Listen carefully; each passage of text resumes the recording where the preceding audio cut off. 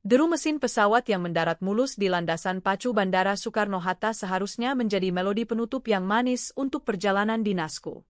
3 hari di Surabaya terasa seperti 3 minggu. Rapat-rapat yang padat, presentasi yang menguras energi, dan malam-malam yang kuhabiskan sendirian di kamar hotel, menatap langit kota yang tak pernah tidur sambil merindukan kehangatan rumah. Rindu pada Bima, suamiku. Rindu pada aroma kopi paginya, pada pelukannya yang selalu berhasil meredakan lelahku, pada rutinitas kami yang mungkin membosankan bagi orang lain, tapi menjadi sauh bagi hidupku. Proyek yang kukerjakan selesai lebih cepat dari jadwal. Klien sangat puas dengan proposal yang kutawarkan, dan semua kesepakatan ditandatangani tanpa banyak perdebatan. Seharusnya aku berada di Surabaya 1 hari lagi, namun bosku memberiku hadiah kecil, tiket pulang lebih awal. Aku girang bukan main. Aku sengaja tidak memberitahu Bima. Aku ingin memberinya kejutan. Aku membayangkan wajahnya yang terperangah saat aku tiba-tiba muncul di ambang pintu, lalu senyumnya yang merekah, dan lengannya yang akan menarikku ke dalam dekapan erat. Ah, fantasi sederhana seorang istri yang merindukan suaminya. Sepanjang perjalanan dari bandara, hatiku bernyanyi. Aku sudah merencanakan segalanya. Aku akan meletakkan koperku, mandi air hangat, lalu memasak makan malam kesukaan Bima. Mungkin aku akan memesan beberapa makanan penutup dari kafe favorit kami.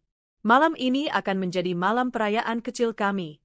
Perayaan atas keberhasilan pekerjaanku, dan yang lebih penting, perayaan karena kami bisa kembali bersama lebih cepat. Langsung ke rumah ya, Pak, ujarku pada sopir taksi online yang menjemputku. Baik, Bu, sahutnya ramah. Aku menyandarkan kepala di jendela, membiarkan lampu-lampu kota yang mulai menyala menyambut kepulanganku. Hujan rintik-rintik mulai turun, membasahi kaca mobil dan menciptakan lukisan buram yang indah. Aku tersenyum.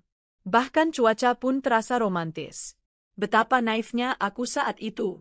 Betapa aku tidak tahu bahwa badai yang sesungguhnya bukan berada di luar, melainkan telah lama mengamuk di dalam istana yang kubangun dengan cinta dan kepercayaan. Taksi berhenti tepat di depan gerbang rumah kami yang menjulang kokoh. Kompleks perumahan ini sepi, seperti biasa. Rumah kami adalah buah dari kerja kerasku selama bertahun-tahun. Aku yang memilih lokasinya, aku yang menyetujui desain arsiteknya, dan tentu saja, aku yang melunasi cicilannya setiap bulan dari gajiku sebagai seorang manajer senior di sebuah perusahaan multinasional. Bima, suamiku, bekerja sebagai seniman lepas. Karyanya bagus, aku akui, tapi penghasilannya tidak menentu, seringkali lebih banyak pengeluaran untuk membeli kanvas dan cat daripada pemasukan dari lukisan yang terjual. Aku tidak pernah mempermasalahkannya. Bagiku, cinta tidak diukur dari tebalnya dompet. Aku mencintainya, dan itu sudah cukup. Aku hanya ingin dia ada di sisiku, mendukungku, menjadi tempatku pulang. Setelah membayar ongkos taksi, aku menyeret koperku menuju pintu utama. Aku menekan bel, lalu terkekeh sendiri. Kebiasaan.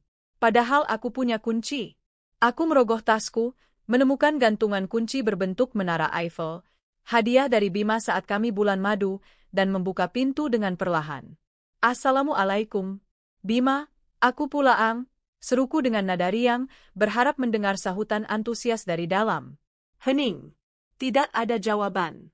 Hanya suara detak jam dinding di ruang tengah yang terasa lebih keras dari biasanya. Aku melangkah masuk, merasakan keanehan pertama. Udara di dalam rumah terasa pengap, berbeda dari biasanya. Embok Sum, asisten rumah tangga kami, biasanya akan menyalakan pengharum ruangan otomatis setiap sore. Tapi ini tidak. Lampu ruang tamu juga padam, hanya menyisakan temaram senja yang menyusup dari jendela besar. Bima?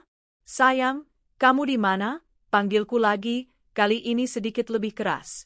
Aku meletakkan tasku di sofa dan mulai melangkah lebih jauh ke dalam. Aku melihat sepasang sepatu pantofel pria tergeletak asal di dekat rak sepatu. Itu sepatu Bima. Berarti dia ada di rumah. Mungkin dia sedang di studio belakang? Atau mungkin tertidur di kamar? Aku memutuskan untuk memeriksanya di kamar tidur kami. Itu adalah tempat paling pribadi kami, tempat kami berbagi cerita, tawa, dan air mata. Langkahku terasa ringan saat menaiki tangga menuju lantai 2. Aku masih menyimpan skenario kejutan di kepalaku. Namun, Semua fantasi indah itu hancur berkeping-keping begitu aku membuka pintu kamar kami. Pemandangan pertama yang menyambutku adalah kekacauan. Ini bukan kamar kami. Kamarku selalu rapi. Spray harus selalu terpasang kencang, bantal tersusun simetris, dan selimut terlipat dengan sempurna di ujung tempat tidur. Tapi yang kulihat sekarang adalah medan perang. Spray tersingkap acak-acakan, kusut masai seperti baru saja digunakan untuk pergulatan hebat. Bantal-bantal terlempar, satu bahkan jatuh ke lantai. Selimut tebal kami teronggok tak berbentuk di kaki ranjang. Aroma aneh menguar di udara. Campuran antara parfum maskulin Bima yang kukenal dengan aroma parfum wanita yang asing namun terasa familiar di saat yang bersamaan. Aroma manis vanila dengan sedikit sentuhan musk. Aroma yang membuat perutku tiba-tiba terasa mual. Jantungku mulai berdebar tak karuan. Ini aneh. Sangat aneh. Bima tidak pernah seberantakan ini. Bahkan saat dia sedang terburu-buru sekalipun. Bima, suaraku bergetar tanpa bisa kukendalikan. Tiba-tiba, pintu kamar mandi terbuka. Bima keluar dari sana, hanya mengenakan handuk yang melilit pinggangnya. Rambutnya basah, dan ada butiran-butiran air yang menetes di bahunya yang bidang. Wajahnya, wajah yang selalu kurindukan, menunjukkan ekspresi yang belum pernah kulihat sebelumnya. Bukan keterkejutan karena kepulanganku. Bukan kebahagiaan. Melainkan kepanikan murni. Matanya membelalak, mulutnya sedikit terbuka, dan pucat pasi. Arini, kak kamu bukannya kamu pulang besok? Tanyanya tergagap. Pekerjaan selesai lebih cepat. Aku mau kasih kejutan, jawabku pelan, mataku masih menyapu seluruh ruangan, mencoba mencari penjelasan logis atas kekacauan ini. Oh, kejutan. Ya, kejutan, ulangnya seperti orang bodoh, tangannya menggaruk tengkuknya yang tidak gatal. Sebuah kebiasaannya saat dia gugup atau berbohong. Pandanganku berhenti pada satu titik. Di atas bantal di sisiku, tempat kepalaku biasa berbaring, tergeletak sebuah benda kecil berwarna hitam. Sebuah benda yang seharusnya tidak pernah ada di sana. Aku melangkah mendekat, mengabaikan Bima yang mematung di dekat kamar mandi. Tanganku terulur, gemetar, saat aku memungut benda itu. Sebuah ikat rambut. Bukan ikat rambutku. Aku tidak pernah memakai ikat rambut model seperti ini. Ini adalah ikat rambut kain beludru hitam, dengan hiasan mutiara kecil imitasi di salah satu sisinya. Model yang sangat spesifik. Model yang sering dipakai oleh seseorang yang sangat kukenal. Napasku tercekat. Dunia di sekelilingku seakan berhenti berputar. Suara detak jam dinding, suara rintik hujan di luar, semuanya lenyap.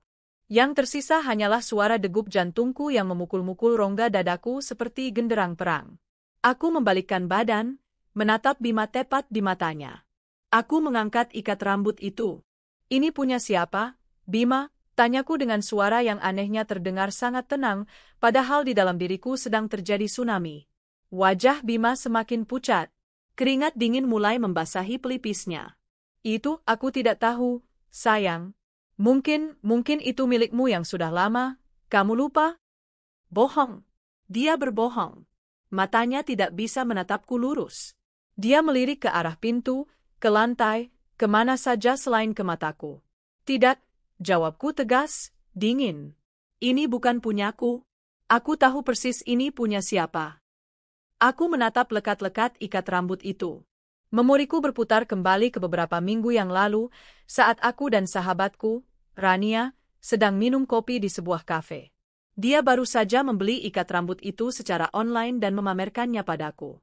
Lucu, kan, Rin? Aku suka banget sama mutiaranya, katanya waktu itu. Aku bahkan ingat aku sempat memegangnya, merasakan tekstur beludrunya yang lembut. Rania, sahabat terbaikku. Orang pertama yang kuhubungi setiap kali aku punya masalah. Orang yang selalu menemaniku saat Bima sibuk. Orang yang kepadanya aku sering mengeluhkan sikap Bima yang mulai aneh dan dingin akhir-akhir ini. Bima, jangan bohong, desisku, setiap kata terasa seperti belati yang menggores tenggorokanku sendiri. Aku tahu ini ikat rambut Rania. Nama itu, saat keluar dari mulutku, seolah memiliki kekuatan sihir. Sihir yang menghancurkan sisa-sisa pertahanan Bima. Dia terdiam 1000 bahasa. Wajahnya yang panik kini berubah menjadi wajah seseorang yang tertangkap basah, pasrah, dan menyedihkan. Dan di sanalah aku berdiri. Di tengah kamar tidurku yang berantakan, dengan bukti pengkhianatan tergenggam di tanganku. Kejutan yang kurencanakan telah berubah menjadi kejutan paling menyakitkan dalam hidupku. Pria yang kucintai, yang menjadi pusat duniaku, telah membawa wanita lain ke ranjang kami. Dan wanita itu adalah sahabat yang paling kupercaya. Dinding duniaku mulai retak. Dan aku tahu, saat itu juga, tidak akan ada yang pernah sama lagi. Babak baru yang penuh kepedihan dalam hidupku baru saja dimulai. Keheningan yang menyelimuti kamar kami setelah aku menyebut nama Rania terasa begitu pekat, begitu berat, hingga aku merasa sulit untuk bernapas. Bima masih berdiri mematung, handuk masih melilit pinggangnya, sosoknya yang biasanya memancarkan kepercayaan diri kini tampak rapuh dan kalah. Dia tidak lagi berusaha mengelak. Diamnya adalah sebuah pengakuan yang lebih keras dari teriakan manapun. Aku menatapnya, mencoba mencari sisa-sisa pria yang pernah kukenal dan kucintai. Pria yang melamarku di bawah taburan bintang di tepi pantai. Pria yang berjanji akan selalu menjagaku dan tidak akan pernah menyakitiku. Di mana pria itu sekarang? Yang berdiri di hadapanku hanyalah seorang pengecut yang bahkan tidak memiliki keberanian untuk mengakui kesalahannya dengan kata-kata. Kenapa, Bima? Suaraku keluar lebih seperti bisikan serak. Pertanyaan klise, aku tahu. Tapi hanya itu yang mampu kupikirkan. Kenapa? Apa salahku? Apa kurangku? Dia akhirnya bergerak, berjalan pelan ke lemari, mengambil kaos dan celana pendek. Dia memakainya tanpa menatapku, seolah dinding di antara kami kini terlalu tinggi untuk dipanjat. Arini, ini nggak seperti yang kamu pikirkan, ucapnya akhirnya, suaranya pelan dan tanpa emosi. Aku tertawa. Tawa yang kering dan penuh kepahitan. Oh ya? Jadi, apa yang harus kupikirkan, Bima? Aku pulang lebih cepat, menemukan kamar kita berantakan, dan ada ikat rambut sahabatku di atas bantal. Tolong, cerahkan aku. Skenario apa yang seharusnya ada di kepalaku sekarang? Mungkin Rania hanya mampir untuk membantumu membereskan tempat tidur dan ikat rambutnya tidak sengaja terjatuh. Sarkasme menetes dari setiap kataku. Rasa sakit di dadaku mulai berubah menjadi amarah yang membara. Aku bisa jelaskan, katanya lagi, masih menghindari tatapanku. Jelaskan, tantangku, melipat tangan di dada. Aku bersandar di meja rias, kakiku terasa lemas. Aku punya banyak waktu. Jelaskan bagaimana ikat rambut Rania bisa ada di sini. Jelaskan kenapa kamu panik setengah mati saat aku pulang. Jelaskan kenapa kamarku seperti kapal pecah. Dia menghela napas panjang, lalu duduk di tepi ranjang. Tepat di tempat di mana, mungkin beberapa jam yang lalu, dia dan Rania. Aku menelan ludah, mencoba mengenyahkan bayangan menjijikkan itu dari kepalaku. Rania, dia memang tadi ke sini, Bima memulai, suaranya ragu-ragu. Dia cuma mau pinjam buku. Buku. Alasan paling konyol yang pernah kudengar. Rania bukan tipe pembaca buku-buku koleksiku yang kebanyakan berisi tentang bisnis dan pengembangan diri. Kalaupun iya, kenapa harus di kamar? Kenapa harus membuat ranjang berantakan? Kenapa Bima harus mandi setelahnya? Pinjam buku, ulangku, alisku terangkat. Buku apa yang dia pinjam sampai harus membuatmu mandi dan kamar kita seperti ini? Apakah bukunya meledak? Arini, sudahlah, bentaknya tiba-tiba, membuatku sedikit terkejut. Kamu selalu saja begitu. Selalu curiga. Selalu berpikir yang negatif. Aku terperangah. Dia membalikkan keadaan. Dia berusaha membuatku merasa bersalah. Taktik klasik seorang peselingkuh. Aku curiga, aku melangkah maju, amarah memberiku kekuatan. Aku pulang kerja, Bima. Aku lelah. Aku hanya ingin pulang ke pelukanmu. Tapi apa yang kudapatkan? Aku mendapatkan kamarku diobrak-abrik olehmu dan sahabatku sendiri. Dan kamu bilang aku yang curiga? Aku tidak bilang begitu.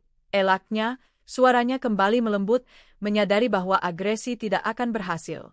Dengar, aku dan Rania tidak ada apa-apa. Sungguh. Dia memang temanku juga, kan? Dia hanya curhat. Dia sedang ada masalah.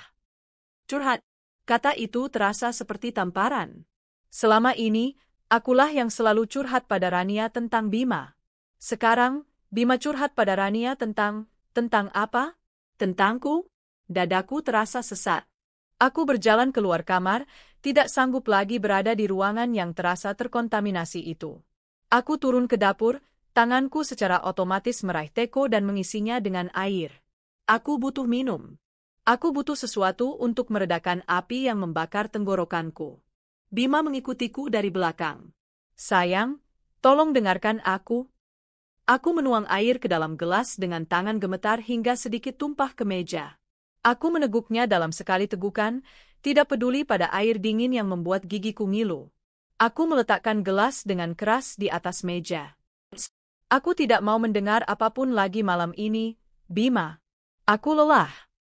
Aku berbalik dan berjalan menuju kamar tamu di lantai bawah. Aku butuh ruang. Aku butuh jarak darinya. Dari pengkhianatannya. Kamu mau tidur di mana? Tanyanya cemas. Di sini, jawabku singkat, tanpa menoleh. Aku membuka pintu kamar tamu, masuk, dan menutupnya. Aku bahkan menguncinya dari dalam, sesuatu yang belum pernah kulakukan sebelumnya di rumahku sendiri. Di dalam kegelapan kamar tamu, pertahananku akhirnya runtuh. Aku merosot ke lantai, bersandar di pintu. Air mata yang sejak tadi kutahan akhirnya tumpah ruah. Isak tangis yang pilu keluar dari mulutku, kutahan dengan punggung tangan agar Bima tidak mendengarnya. Di sanalah, dalam gelap dan sunyi, kepingan-kepingan puzzle itu mulai menyatu dengan sendirinya di dalam benakku. Kepingan puzzle yang selama ini ada di depan mataku, namun sengaja tidak kulihat, atau mungkin terlalu bodoh untuk kulihat. Aku teringat percakapan-percakapanku dengan Rania. Setiap kali aku mengeluh tentang Bima, Rania selalu ada di sana, mendengarkan dengan penuh simpati. Bima akhir-akhir ini dingin banget, Ran. Dia sering main HP, senyum-senyum sendiri. Kalau aku tanya, dia bilang lagi lihat meme lucu. Tapi masa setiap malam, ceritaku padanya suatu waktu. Sabar ya, Rin. Laki-laki memang begitu, kadang ada fasenya. Mungkin dia lagi jenuh sama pekerjaannya. Coba deh kamu lebih perhatiin dia, kasih dia kejutan kecil, jawab Rania bijak. Kejutan kecil. Ironis. Aku teringat lagi keluhanku yang lain. Dia sering banget terima telepon, tapi selalu keluar kamar atau ke balkon. Katanya urusan kerjaan, tapi kok sembunyi-sembunyi? Aku jadi nggak nyaman. Hus, jangan negatif thinking gitu, Rania menenangkanku. Bisa jadi kliennya nggak mau diganggu. Kamu kan tahu sendiri dunia seni itu aneh. Kasih dia ruang, Rin. Jangan terlalu mengekang, nanti dia malah nggak betah. Memberinya ruang. Aku memberinya begitu banyak ruang hingga dia bisa memasukkan wanita lain ke dalamnya. Dan wanita itu adalah Rania sendiri, sang pemberi nasihat. Betapa bodohnya aku. Dia tidak menenangkanku, dia memanipulasiku. Dia menyuruhku sabar, menyuruhku memberi ruang, agar perselingkuhan mereka berjalan mulus tanpa kecurigaanku. Lalu aku teringat sesuatu yang lain. Perubahan pada Rania. Beberapa bulan terakhir, dia juga mulai berubah. Dia yang biasanya selalu punya waktu untukku, tiba-tiba menjadi sangat sibuk. Ran, weekend ini kita ke spa, yuk? Udah lama nih, ajakku via telepon seminggu sebelum aku berangkat dinas. Aduh, maaf banget, Rin. Aku nggak bisa. Ada acara keluarga mendadak di luar kota, jawabnya dengan nada menyesal. Di saat yang bersamaan, Bima juga memberitahuku bahwa dia akan pergi ke sebuah pameran seni di Bandung selama akhir pekan. Penting banget, sayang. Buat nambah koneksi, katanya. Aku percaya. Tentu saja aku percaya. Sekarang, jika aku menyandingkan dua kesibukan itu, sebuah pola mengerikan mulai terbentuk. Acara keluarga Rania. Pameran seni Bima. Apakah itu hanya kebetulan? Atau sebuah kebohongan yang terkoordinasi dengan sempurna? Aku membuka ponselku yang tergeletak di saku. Tanganku yang masih gemetar membuka galeri, mencari foto-foto lama. Aku menemukan satu foto. Foto liburan kami bertiga di Bali tahun lalu. Aku, Bima, dan Rania. Kami tampak begitu bahagia. Rania memelukku dari samping, sementara Bima merangkul kami berdua. Senyum kami lebar, tulus. Atau setidaknya, Senyumku yang tulus. Aku tidak tahu lagi dengan senyum mereka. Apakah benih-benih pengkhianatan ini sudah ada sejak lama? Apakah di belakang punggungku, saat aku tertawa bahagia, mereka saling bertukar pandang penuh makna? Perutku kembali mual. Lalu, kepingan puzzle terakhir, yang paling menyakitkan, jatuh tepat pada tempatnya. Uang. Fasilitas. Bima tidak punya penghasilan tetap. Semua yang kami miliki, rumah ini, mobil, liburan, makan di restoran mahal, semuanya berasal dari jerih payahku. Aku tidak pernah mengungkitnya karena aku mencintainya. Tapi Rania tahu persis kondisi finansial kami. Dia tahu siapa tulang punggung keluarga ini. Aku teringat beberapa kali Rania memuji Bima di depanku. Beruntung banget kamu punya suami kayak Bima, Rin. Udah ganteng, romantis, ngertiin kamu lagi, katanya. Apakah pujiannya itu tulus? Ataukah itu adalah topeng dari rasa irinya? Apakah dia tidak hanya menginginkan suamiku, tapi juga menginginkan kehidupan yang kumiliki? Kehidupan nyaman yang bisa Bima berikan padanya, dengan menggunakan uangku. Pikiran itu membuat darahku mendidih. Mereka tidak hanya mengkhianati cintaku dan persahabatanku. Mereka juga menghisapku sampai kering. Mereka berlibur bersama, makan malam romantis bersama, mungkin Bima membelikan Rania hadiah-hadiah mahal, semuanya dengan kartu kredit yang aku bayar tagihannya setiap bulan. Aku bukan hanya korban perselingkuhan. Aku adalah sponsor dari perselingkuhan mereka. Isak tangisku berhenti, digantikan oleh perasaan dingin yang menusuk. Rasa sakit itu masih ada, menggerogoti hatiku seperti kanker. Tapi kini, di atas rasa sakit itu, tumbuh sesuatu yang lain. Sesuatu yang lebih kuat. Kemarahan. Kekecewaan yang begitu dalam hingga berubah menjadi sebuah resolusi.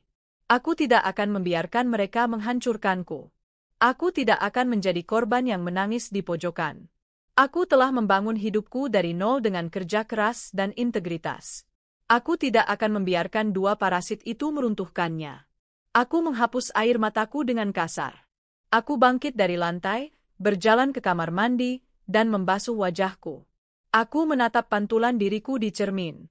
Mataku bengkak dan merah, wajahku pucat. Tapi di dalam tatapan itu, ada kilatan baru. Kilatan baja. Malam itu, aku tidak tidur. Aku duduk di tepi tempat tidur di kamar tamu, membiarkan semua kepingan puzzle itu membentuk sebuah gambar yang utuh. Gambar pengkhianatan yang begitu terencana dan menjijikkan. Aku memutar ulang setiap percakapan, setiap kejadian, setiap kebohongan. Aku mempersenjatai diriku dengan kebenaran.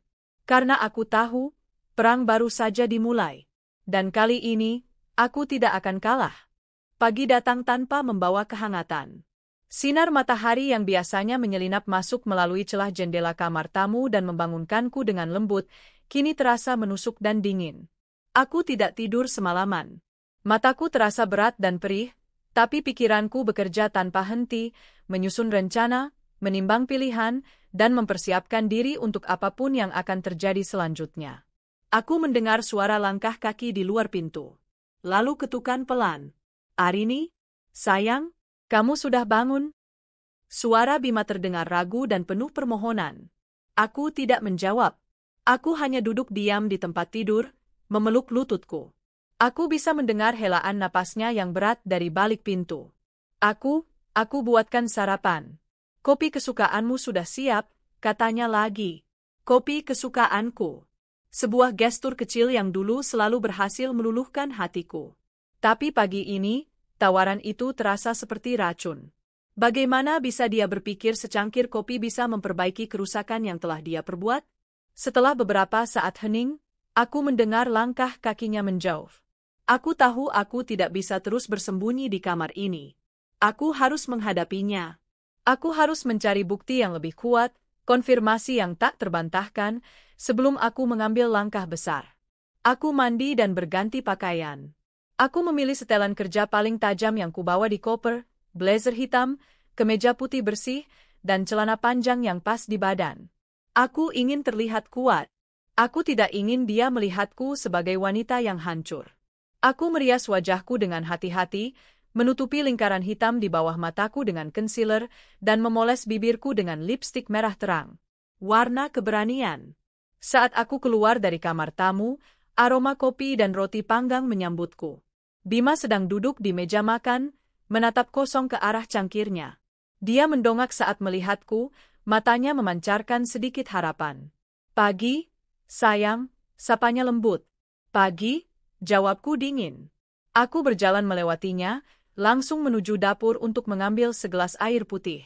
Aku tidak menyentuh sarapan yang telah dia siapkan. "Kamu mau berangkat kerja?" tanyanya, suaranya terdengar kecewa. "Kukira kamu akan ambil cuti hari ini." "Ada pekerjaan penting yang tidak bisa ditinggal," jawabku, sebuah kebohongan. Sebenarnya jadwalku hari ini cukup kosong. Tapi aku tidak sudi menghabiskan hari di rumah ini bersamanya. Rumah ini sudah tidak terasa seperti rumahku lagi. "Arini, kita perlu bicara," desaknya. Aku berbalik menghadapnya. "Tidak ada yang perlu dibicarakan, Bima. Semuanya sudah sangat jelas." "Tidak ada yang jelas," serunya, frustrasi. "Kamu hanya menyimpulkan semuanya sendiri. Kamu tidak mau mendengarkan penjelasanku." "Karena penjelasanmu adalah omong kosong," balasku tajam. "Sekarang, kalau kamu tidak keberatan, aku harus pergi." Aku mengambil tas tanganku dan kunci mobil, lalu berjalan menuju pintu depan tanpa menoleh lagi. Aku bisa merasakan tatapannya menusuk punggungku, tapi aku tidak peduli. Di dalam mobil, tanganku gemetar di atas kemudi. Aku tidak benar-benar pergi ke kantor. Aku hanya butuh keluar dari rumah itu. Aku mengemudi tanpa tujuan, membiarkan jalanan kota yang padat menelan mobilku. Pikiranku kembali kacau. Apa yang harus kulakukan? Menghadapi Rania? Menceraikan Bima? Kemudian, sebuah ide muncul di benakku. Aku butuh saksi. Seseorang yang ada di rumah itu setiap hari. Seseorang yang mungkin melihat lebih dari yang seharusnya. Mbok Sum. Mbok Sum sudah bekerja dengan kami selama hampir 5 tahun. Dia wanita parubaya yang jujur dan setia. Dia sangat menghormatiku, dan aku pun menyayanginya seperti keluarga sendiri. Tapi aku tahu, posisinya sulit. Dia digaji olehku, tapi dia juga setiap hari berinteraksi dengan Bima. Dia pasti merasa tidak enak. Aku memutar mobilku dan mengarahkannya ke sebuah taman kota yang sepi. Aku menelepon Mbok Sum. "Halo, Mbok," sapaku, berusaha membuat suaraku terdengar normal. Non Arini. Non sudah berangkat kerja, toh?" jawabnya dari seberang. "Sudah, Mbok. Begini, Mbok Sum bisa keluar sebentar? Ada yang mau saya bicarakan." "Penting. Kita ketemu di Taman Anggrek, dekat pintu masuk utara." "Saya tunggu di sini." Terdengar jeda sejenak. "Waduh, Non. Tapi Tuan Bima ada di rumah." "Bilang saja Mbok mau ke pasar, ada bahan masakan yang habis." "Sebentar saja, Mbok.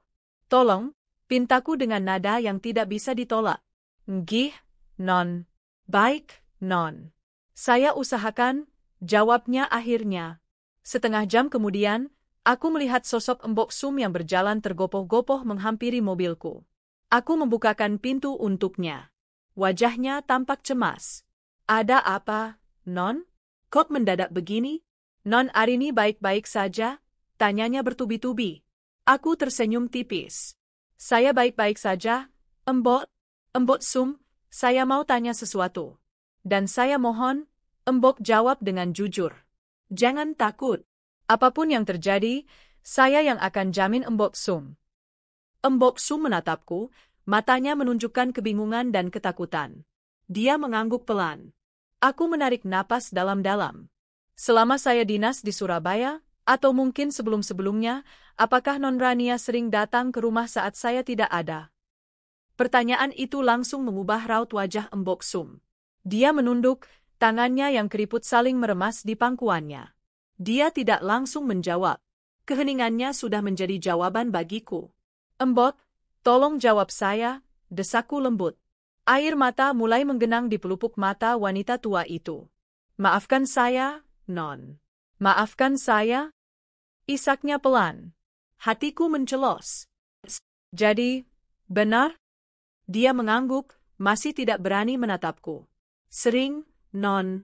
Non Rania sering datang kalau Non Arini sedang kerja." Awalnya, saya pikir wajar, namanya juga sahabat. Tapi lama-lama kok aneh. Aneh bagaimana, Embok? Tanyaku, suaraku bergetar. Mereka sering berduaan di ruang kerja Tuan Bima. Pintunya ditutup. Kadang saya dengar mereka tertawa-tawa. Tapi kadang suasananya sepi sekali. Kalau saya antar minum, Tuan Bima yang keluar ambil nampannya, saya tidak boleh masuk, ceritanya dengan suara terbata-bata. Setiap kata dari Embok Sum terasa seperti belati yang ditancapkan ke jantungku. Kemarin siang, sebelum Non Arini pulang, Non Rania juga datang, lanjutnya, suaranya semakin pelan. Mereka masuk ke kamar Non Arini. Saya tidak berani tegur, Non. Saya ini kan cuma pembantu. Air mataku kembali mengalir, kali ini tanpa isak. Air mata kekalahan. Jadi benar. Kamarku. Ranjangku. Mereka melakukannya di sana. Di tempat paling suci dalam pernikahanku. Terima kasih, Embok. Terima kasih sudah jujur, ucapku serak, sambil mengusap air mataku. Embok Sum bisa kembali ke rumah sekarang.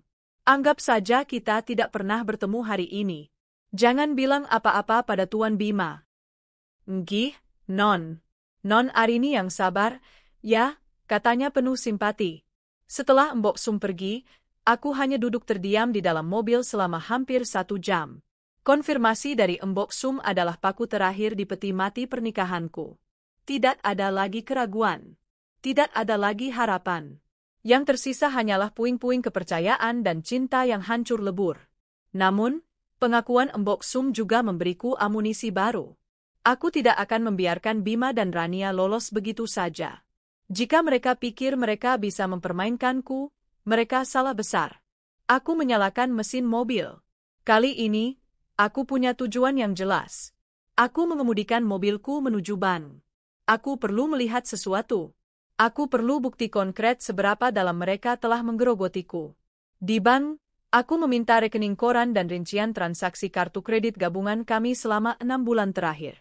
Petugas bank menatapku dengan aneh saat aku duduk di ruang tunggu, menandai satu persatu transaksi dengan pulpen merah. Dan di sanalah semuanya terpampang nyata. Tagihan dari restoran-restoran mewah di Jakarta dan Bandung pada tanggal-tanggal di mana aku sedang sibuk bekerja atau bahkan tidak berada di kota. Tagihan hotel bintang 5 di puncak pada akhir pekan di mana Bima pamit untuk pameran seni, dan Rania ada acara keluarga. Pembelian di butik-butik mahal, toko-toko yang Rania sukai, bukan aku. Tiket bioskop untuk 2 orang pada jam-jam kerja. Jantungku terasa dingin seperti es. Skala pengkhianatan ini jauh lebih besar dari yang kubayangkan. Ini bukan sekadar perselingkuhan sesaat yang didasari nafsu. Ini adalah sebuah konspirasi. Mereka telah menjalani kehidupan ganda yang mewah di belakangku, menggunakan uangku, menertawakan kebodohanku. Bima yang kere. Bima yang tidak punya apa-apa. Tiba-tiba aku teringat itu. Dia hanyalah seorang pria yang beruntung karena menikahi wanita yang mapan. Dan Rania, sahabatku, tahu itu. Dia tidak mencintai Bima. Dia mencintai gaya hidup yang bisa Bima berikan padanya, dengan sumber daya dariku. Aku meremas kertas-kertas rekening itu di tanganku. Amarah memberiku kejernihan yang luar biasa. Aku tahu apa yang harus kulakukan. Aku tidak akan menangis lagi.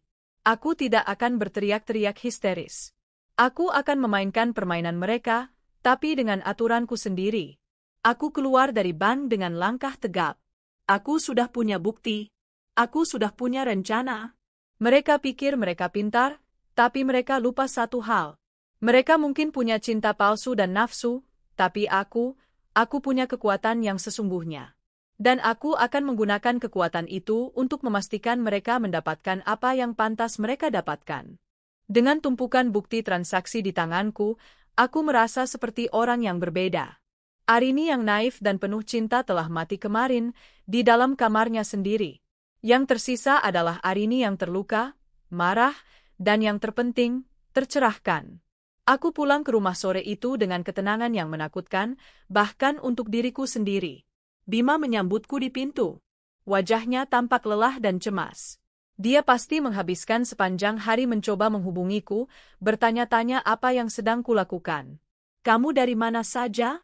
Aku khawatir sekali, katanya, mencoba meraih tanganku. Aku menarik tanganku. Aku butuh waktu sendiri, jawabku datar, berjalan melewatinya dan langsung menuju ruang kerja pribadiku. Aku mengunci pintu di belakangku. Aku duduk di mejaku, menyalakan laptop, dan mulai bekerja. Bukan pekerjaan kantor, tapi pekerjaan untuk menyelamatkan sisa-sisa hidupku. Aku menghubungi pengacara perceraian terbaik di kota, membuat janji temu untuk lusa. Aku mulai memisahkan aset-asetku, mencatat semua yang kumiliki sebelum menikah dan semua yang kudapatkan dari hasil kerjaku selama pernikahan. Rumah ini, mobil, investasi, semuanya atas namaku. Bima tidak punya hak hukum atas semua itu. Sebuah fakta yang memberiku sedikit kelegaan. Malam itu, aku menerima sebuah pesan WhatsApp dari Rania. Rin, kamu udah pulang dari Surabaya? Kok nggak ngabarin? Aku kangen banget. Besok kita ketemuan, yuk? Ada yang mau aku ceritain. Jemariku dingin saat membaca pesan itu. Kepura-puraan yang luar biasa. Dia pasti sudah tahu dari Bima bahwa aku pulang lebih cepat. Dia pasti juga tahu bahwa aku menemukan ikat rambutnya. Pesan ini adalah sebuah tes. Dia ingin melihat reaksiku. Apakah aku akan mengkonfrontasinya? Atau aku akan diam saja? Aku menatap pesan itu lama. Amarah menggelegak di dalam diriku. Aku ingin sekali membalasnya dengan caci maki, mengirimkan foto ikat rambutnya, mengirimkan semua bukti transaksi yang telah mereka lakukan. Tapi aku menahan diri.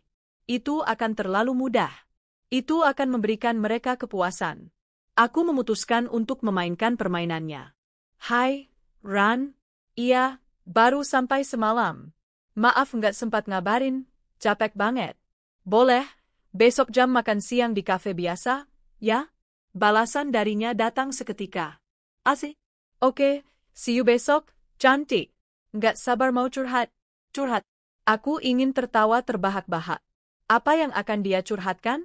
Masalahnya dengan pacar gelapnya, yang kebetulan adalah suamiku. Keesokan harinya, aku berdandan lebih cantik dari biasanya. Aku memakai gaun favoritku, gaun yang kubeli saat liburan ke Eropa tahun lalu, liburan yang hanya bisa kami lakukan karena bonus besar dari kantorku. Aku ingin dia melihat semua yang tidak akan pernah bisa dia miliki dengan usahanya sendiri. Aku tiba di kafe lebih dulu, memilih meja di sudut yang agak tersembunyi. Aku memesan jus alpukat, minuman favoritku, dan menunggu kedatangan sang aktris utama. 15 menit kemudian, Rania muncul. Dia tampak bersinar.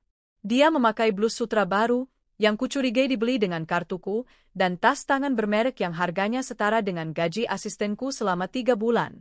Dia tersenyum lebar saat melihatku, berjalan cepat menghampiriku, dan langsung memelukku dengan erat.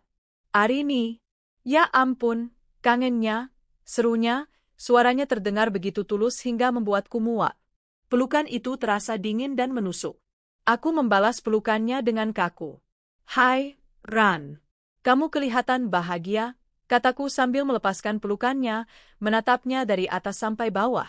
Dia terkekeh, duduk di hadapanku. Ah, masa sih? Biasa aja, kok. Kamu tuh yang makin kintlong habis dari luar kota. Basa-basi murahan. Jadi, ada apa? Katanya mau curhat, tanyaku langsung ke pokok permasalahan, tidak ingin membuang-buang waktu. Raut wajahnya berubah menjadi sedikit muram, sebuah akting yang sangat meyakinkan. Dia menghela napas panjang. Ini soal ya, kamu tahulah. Soal Bima. Aku menahan napas. Jadi ini permainannya. Dia akan berpura-pura menjadi sahabat yang peduli, mungkin mengarang cerita untuk menutupi jejaknya. Bima kenapa? Tanyaku, berpura-pura cemas. Kemarin aku ke rumahmu, mau pinjam buku. Terus aku ketemu Bima. Dia kelihatan sedih banget, Rin. Dia bilang kalian lagi sering berantem. Dia bilang kamu terlalu sibuk sama kerjaan, kurang perhatian sama dia.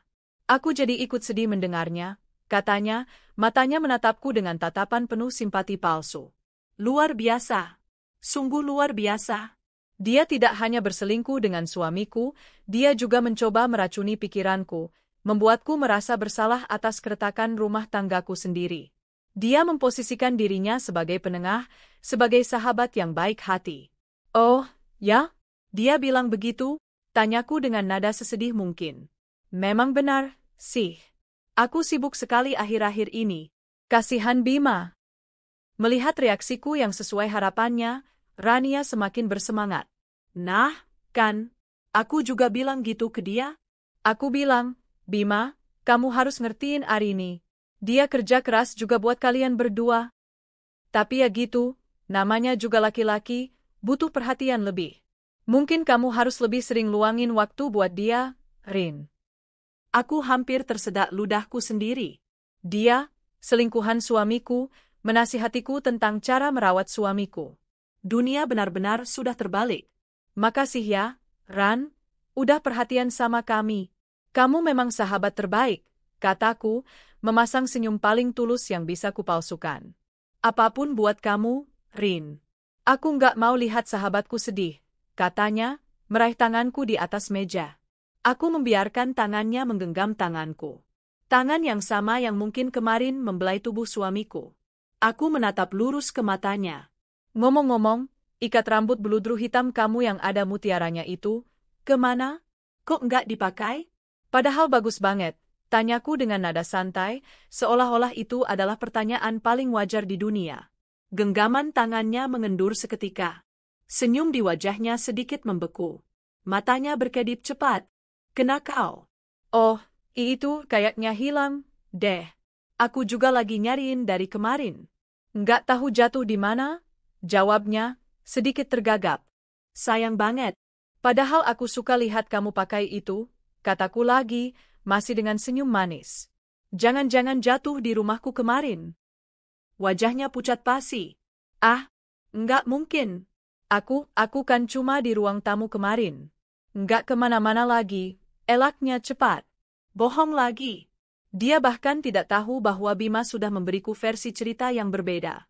Mereka tidak menyinkronkan kebohongan mereka. Kesalahan fatal. Aku melepaskan tanganku dari genggamannya. Aku bersandar di kursi, mengubah topik pembicaraan. Blus kamu bagus. Baru, ya? Dia tampak lega karena topik pembicaraan beralih. Iya, dong. Kemarin baru beli. Bagus, kan? Bagus. Pasti mahal. Hehe, lumayan, katanya bangga. Aku tersenyum miring. Pasti Bima yang bayarin, ya? Pertanyaan itu membuatnya membeku lagi. Kok kamu tahu? Aku cuma nebak. Kalian kan dekat, jawabku santai. Aku mengeluarkan ponselku dan membuka aplikasi mobile banking, seolah-olah sedang memeriksa sesuatu. Soalnya, aku lihat ada transaksi di butik itu pakai kartu kredit gabunganku.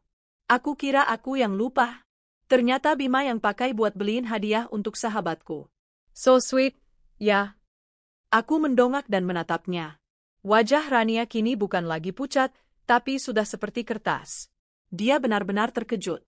Dia tidak menyangka aku akan tahu sedetail ini. Mulutnya membuka dan menutup tanpa suara, seperti ikan kehabisan air. Aku menyimpan kembali ponselku. Sudah, kok jadi ngomongin Bima? Katanya kamu mau curhat? Curhat apa? Rania kehilangan semua kata-katanya. Dia hanya menatapku dengan tatapan ngeri, seolah baru saja melihat hantu. Dia akhirnya sadar bahwa aku tahu. Mungkin belum semuanya, tapi aku tahu lebih dari yang dia duga. Pertemuan makan siang itu berakhir dengan canggung. Rania pamit lebih dulu dengan alasan ada urusan mendadak. Sepanjang sisa pertemuan, dia tidak banyak bicara, hanya menjawab pertanyaanku dengan jawaban singkat. Topengnya telah retak. Dia tahu aku sedang mempermainkannya. Aku menghabiskan jusku dengan perlahan setelah dia pergi. Aku merasa menang. Ini baru permulaan. Aku telah menunjukkan padanya bahwa aku bukan wanita bodoh yang bisa dibohongi. Aku telah menanamkan benih ketakutan di dalam hatinya. Sekarang, dia dan Bima pasti sedang panik. Mereka akan saling menyalahkan. Kebohongan mereka akan mulai runtuh dari dalam. Dan aku akan duduk manis, menonton semuanya terbakar habis. Aku akan membiarkan mereka menderita dalam ketidakpastian, sebelum aku menjatuhkan bom yang sesungguhnya. Beberapa hari setelah pertemuan kami di kafe, suasana di rumah menjadi semakin aneh. Bima menjadi sangat pendiam dan penurut. Dia akan melakukan apa saja untuk menyenangkanku, membuatkan sarapan, membersihkan rumah, memijat kakiku saat aku pulang kerja, semua dengan wajah penuh rasa bersalah dan ketakutan. Dia seperti anjing yang menunggu hukuman dari tuannya. Aku menerima semua pelayanannya dengan dingin, tanpa emosi. Aku membiarkannya tersiksa dalam keheninganku. Di sisi lain, Rania menghilang. Dia tidak lagi menghubungiku. Pesan-pesan WhatsApp-nya yang biasanya ramai memenuhi ponselku kini berhenti total. Aku tahu dia takut. Dia dan Bima pasti sedang berdebat hebat, menyusun strategi baru, atau mungkin saling menyalahkan atas kecerobohan mereka. Aku sengaja membiarkan mereka dalam ketidakpastian. Aku bertingkah seolah-olah aku hanya curiga, seolah-olah aku belum memiliki bukti yang kuat. Aku ingin melihat sejauh mana mereka akan melangkah. Dan mereka melangkah lebih jauh dari yang pernah kubayangkan. Suatu malam, sekitar seminggu setelah kepulanganku, Bima mendekatiku saat aku sedang membaca buku di ruang keluarga. Dia duduk di lantai di dekat kakiku, posisi yang sangat merendahkan diri. "Arini," panggilnya pelan. Aku menurunkan bukuku, menatapnya dengan alis terangkat. "Ada yang ingin aku bicarakan. Ini sangat penting," katanya dengan suara bergetar. Aku menutup bukuku. "Silakan." Dia menarik napas panjang, seolah mengumpulkan semua keberanian yang tersisa di dunia. Aku tahu aku salah. Aku telah melakukan kesalahan terbesar dalam hidupku. Ini dia. Pengakuan yang kutunggu-tunggu. Aku telah mengkhianatimu. Lanjutnya, matanya mulai berkaca-kaca. Dengan Rania. Meskipun aku sudah tahu, mendengar pengakuan itu langsung dari mulutnya tetap saja terasa menyakitkan. Ada bagian kecil dari diriku yang masih berharap semua ini hanyalah mimpi buruk. Tapi tidak. Ini nyata. "Lanjutkan," kataku, suaraku tetap tenang. "Ini semua salahku. Aku yang memulai. Rania, dia hanya kesepian. Dan aku merasa kamu semakin jauh, semakin sibuk. Aku merasa tidak dianggap. Aku tahu itu bukan alasan, tapi..." Dia mulai menyalahkan aku lagi, dengan cara yang lebih halus. Aku tidak memotongnya. Aku membiarkannya mengeluarkan semua kebohongan yang telah dia siapkan. "Dan sekarang semuanya menjadi rumit," katanya, menunduk dalam. "Rania, dia ingin aku menikahinya." Aku terdiam. Jadi ini tujuan akhirnya. Sesuai dengan dugaanku. "Dia memintaku untuk menceraikanmu," lanjut Bima. Kali ini dia menatapku dengan tatapan memohon. "Arini, aku tidak mau. Aku tidak mau menceraikanmu. Aku mencintaimu. Hanya kamu." Air mata mulai mengalir di pipinya. Sebuah pertunjukan yang sangat meyakinkan. Dia ingin aku melihatnya sebagai korban, sebagai pria yang terjebak dalam situasi sulit, dipaksa oleh wanita jahat. "Lalu, apa yang kamu inginkan dariku, Bima?" tanyaku dingin. "Aku ingin kamu memaafkanku. Aku akan memutuskan hubunganku dengan Rania. Aku akan memperbaiki semuanya. Aku mohon, beri aku satu kesempatan lagi," pintanya, tangannya mencoba meraih kakiku. Aku menarik kakiku. "Semudah itu?" Aku tahu ini tidak mudah. Tapi aku akan melakukan apa saja. Aku bersumpah, Arini, ini tidak akan terjadi lagi. Aku menatap pria yang menangis di hadapanku. Aku tidak merasakan simpati sedikit pun. Aku hanya merasakan jijik. Dia menangis bukan karena menyesal telah menyakitiku. Dia menangis karena takut kehilangan semua kenyamanan yang telah kuberikan padanya. Dia takut kembali menjadi Bima yang kere, yang tidak punya apa-apa. "Aku akan pikirkan," jawabku singkat. Aku berdiri dan berjalan menuju kamarku, kamar utama yang sudah beberapa hari ini kembali kutempati, sementara Bima tidur di kamar tamu. Aku memberinya harapan palsu. Aku ingin membuatnya percaya bahwa dia masih punya kesempatan. Karena aku tahu, di sisi lain, Rania pasti sedang menekannya habis-habisan. Aku ingin melihat mereka saling menghancurkan. Dan benar saja. Rania, yang merasa posisinya terancam karena Bima tidak segera menceraikanku, mulai melancarkan serangan yang lebih gila. Dia mulai menerorku secara tidak langsung. Dia akan memposting foto-foto di media sosialnya, foto makanan dari restoran mahal yang kudahu dia kunjungi bersama Bima, foto pemandangan dari kamar hotel yang tagihannya ada di rekeningku, semua dengan caption-caption ambigu seperti makan malam terbaik dengan orang spesial, atau liburan singkat yang tak terlupakan. Dia ingin memprovokasiku. Dia ingin aku marah, histeris, dan akhirnya menyerah. Dia bahkan cukup berani untuk mengirimkan bunga ke kantorku. 1 buket lili putih yang indah, bunga favoritku. Tapi di kartu ucapannya tertulis, cepat sembuh, ya. Dari sahabatmu, Rania. Pesan itu adalah sebuah hinaan. Dia menganggapku sakit. Dia ingin aku merasa lemah. Rekan-rekan kerjaku menatapku dengan penuh tanya. Aku hanya tersenyum dan mengucapkan terima kasih atas bunga itu, lalu membuangnya ke tempat sampah begitu aku sampai di ruanganku. Aku tahu apa yang Rania inginkan. Dia berpikir bahwa Bima adalah sumber kekayaan. Dia melihat semua fasilitas yang Bima nikmati, mobil sport, yang cicilannya aku bayar, keanggotaan klub golf, yang iurannya aku bayar, pakaian bermerek, yang seringkali aku belikan, dan dia berpikir semua itu milik Bima. Dia dibutakan oleh gaya hidup. Dia tidak tahu bahwa pria yang dia puja-puja itu hanyalah boneka yang indah, dengan tali yang sepenuhnya berada di tanganku. Dia pikir dengan menyingkirkanku, dia bisa memiliki Bima dan semua kekayaannya. Dia tidak sadar, dengan menyingkirkanku, dia hanya akan mendapatkan Bima, si pengangguran tanpa apa-apa. Mereka berdua akan jatuh miskin bersama. Puncak dari kegilaan Rania terjadi beberapa hari kemudian. Dia pasti sudah putus asa. Dia merasa Bima tidak akan pernah berani menceraikanku karena takut kehilangan sumber uangnya. Jadi, dia memutuskan untuk mengambil jalan pintas. Dia ingin menghancurkanku secara mental, memaksaku untuk melepaskan Bima. Dia sengaja mengatur sebuah jebakan. Sebuah pertunjukan teatrikal yang dirancang untuk menghancurkan hatiku sehancur-hancurnya. Suatu sore, saat aku sedang bersiap-siap pulang dari kantor, ponselku berdering. Nomor tidak dikenal. Halo, sapaku. Halo, Arini. Ini aku, suara Rania terdengar dari seberang. Dingin dan penuh kemenangan. Aku terdiam sejenak. Ada apa? Tidak ada apa-apa. Aku hanya ingin mengundangmu ke rumahku. Ada sesuatu yang ingin kutunjukkan padamu, katanya. Aku yakin kamu akan sangat tertarik untuk melihatnya. Nada bicaranya membuat bulu kuduku berdiri. Ini bukan undangan biasa. Ini adalah sebuah tantangan. Aku sibuk, jawabku singkat. Oh, ayolah. Luangkan waktumu sebentar. Bima juga ada di sini. Dia sedang menunggumu, katanya lagi, menekankan nama Bima. Jantungku berdebar kencang. Apa rencananya? Alamatnya akan kukirimkan lewat WhatsApp. Datanglah sendiri. Aku tunggu, katanya, lalu menutup telepon sebelum aku sempat menjawab. Sesaat kemudian, sebuah pesan masuk, berisi alamat sebuah apartemen di pusat kota. Apartemen yang mewah.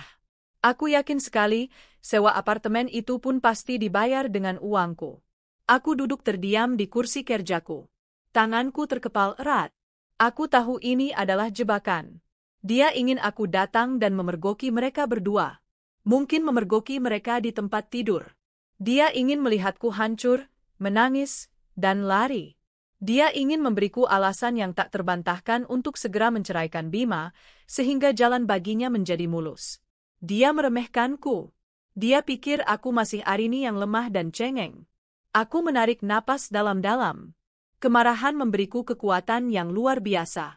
Baiklah, Rania. Kamu ingin bermain? Mari kita bermain. Kamu ingin aku datang ke pertunjukanmu? Aku akan datang. Tapi aku tidak akan datang sebagai penonton yang menangis. Aku akan datang sebagai kritikus yang akan menghancurkan pertunjukanmu dan membakar panggungmu sampai habis. Aku bangkit dari kursi, menyambar tasku. Aku akan datang ke apartemen itu. Aku akan menghadapi mereka berdua. Dan aku akan mengakhiri semua ini, malam ini juga, dengan caraku sendiri. Perjalanan menuju apartemen Rania terasa seperti perjalanan menuju medan perang. Jantungku berdebar kencang, bukan karena takut atau sedih, melainkan karena campuran antara amarah dan adrenalin. Aku memutar lagu-lagu rock yang paling keras di mobil, membiarkan musik itu mengisi kepalaku, menenggelamkan semua keraguan. Aku tidak akan hancur. Aku tidak akan menangis. Malam ini, aku adalah sang predator, bukan mangsa. Apartemen itu berada di gedung pencakar langit yang mewah. Saat aku menyebutkan nama Rania dan nomor unitnya pada resepsionis, dia langsung memberiku akses tanpa banyak tanya. Jelas, Bima dan Rania sudah sering keluar masuk tempat ini. Lift membawaku ke lantai 32 dengan cepat. Setiap lantai yang kulewati, aku menarik napas dalam-dalam, mempersiapkan mentalku. Saat pintu lift terbuka, aku melangkah keluar menuju koridor yang berkarpet tebal dan sunyi. Aku menemukan unit apartemennya di ujung koridor. Aku berdiri di depan pintu kayu yang kokoh itu sejenak. Aku bisa mendengar suara musik lirih dari dalam. Aku tidak perlu mengetuk. Aku tahu pintu ini tidak akan dikunci. Ini adalah bagian dari pertunjukan mereka. Tanganku terulur dan memutar knop pintu. Pintu itu terbuka tanpa suara. Pemandangan pertama yang menyambutku adalah ruang tamu yang ditata dengan apik. Lampu temaram, aroma lilin aromaterapi, dan 2 gelas wine yang masih terisi setengah di atas meja. Sebuah panggung yang telah disiapkan dengan sempurna. Aku melangkah masuk dengan pelan, menutup pintu di belakangku. Aku tidak memanggil nama mereka. Aku hanya berdiri di sana, menyerap atmosfer pengkhianatan yang begitu kental. Lalu, aku mendengar suara tawa kecil dari arah kamar tidur utama. Pintu kamar itu sedikit terbuka, membiarkan seberkas cahaya jatuh ke lantai koridor. Suara itu, suara tawa Rania yang genit, diikuti oleh suara gumaman Bima. Mereka sengaja melakukannya. Mereka ingin aku mendengar mereka. Mereka ingin aku berjalan menuju pintu itu, membukanya, dan menemukan mereka dalam keadaan paling intim. Mereka ingin menghancurkanku dengan visual yang paling brutal. Kakiku terasa berat, tapi aku memaksanya untuk melangkah. Setiap langkah terasa seperti menginjak pecahan kaca. Aku berjalan menyusuri koridor pendek itu, menuju sumber suara. Semakin dekat, suara mereka semakin jelas. Kamu yakin dia akan datang? Suara Rania terdengar. Aku tidak tahu. Tapi kuharap begitu. Semakin cepat ini berakhir, semakin baik. Jawab Bima. Suaranya terdengar lelah dan tanpa gairah. Aku berhenti tepat di depan pintu. Hatiku terasa dingin. Jadi, Bima pun terlibat dalam rencana busuk ini. Dia tidak menolak. Dia ikut serta dalam pertunjukan untuk menghancurkan istrinya sendiri. Pria macam apa dia? Aku tidak perlu mendorong pintu. Aku hanya berdiri di celah pintu yang terbuka, dan dari sudut itu, aku bisa melihat semuanya. Di atas ranjang besar yang ditutupi seperai sutra merah, Rania dan Bima berbaring. Rania hanya mengenakan lingerie, sementara Bima bertelanjang dada. Mereka tidak sedang melakukan apa-apa, hanya berbaring berdampingan. Rania bersandar di bahu Bima, tangannya memainkan rambut di dada Bima. Sebuah pose yang sengaja dirancang agar terlihat mesra dan intim. Wajah Rania menghadap ke arah pintu. Matanya terbuka, dan saat dia melihatku berdiri di sana, sebuah senyum kemenangan yang paling memuakkan tersungging di bibirnya. Dia telah berhasil. Umpannya dimakan. Bima, yang membelakangiku, tidak menyadari kehadiranku. Kenapa kamu senyum-senyum? Tanyanya pada Rania. Karena pertunjukannya akan segera dimulai, bisik Rania, matanya masih tertuju padaku. Lalu, dengan gerakan yang disengaja, dia mencium bibir Bima. Bima tampak terkejut sesaat, lalu dia membalas ciuman itu. Itulah saatnya. Itulah gambar yang ingin Rania tanamkan di dalam otakku selamanya. Tapi aku tidak berteriak. Aku tidak menangis. Aku tidak melakukan apapun yang mereka harapkan. Aku hanya bersandar di kusen pintu, melipat tangan di dada, dan menunggu mereka selesai.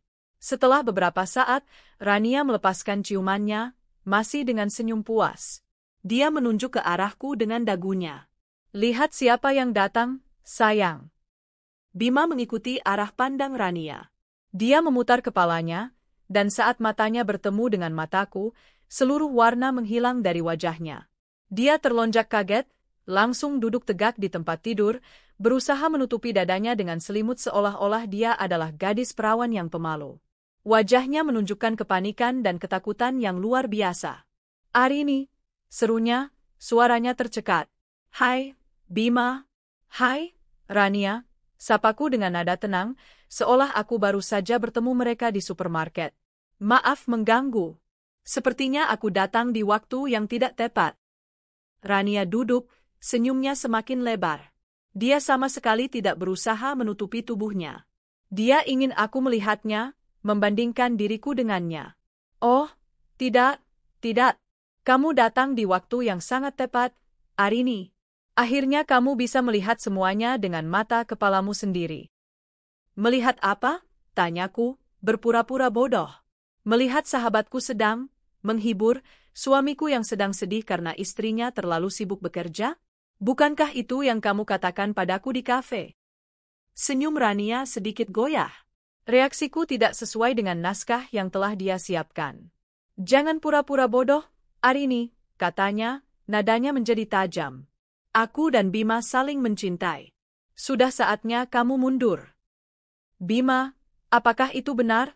Aku menoleh pada suamiku yang masih mematung seperti patung es. Apakah kamu mencintai Rania? Bima menatapku, lalu menatap Rania. Mulutnya terbuka, tapi tidak ada suara yang keluar. Dia terjebak.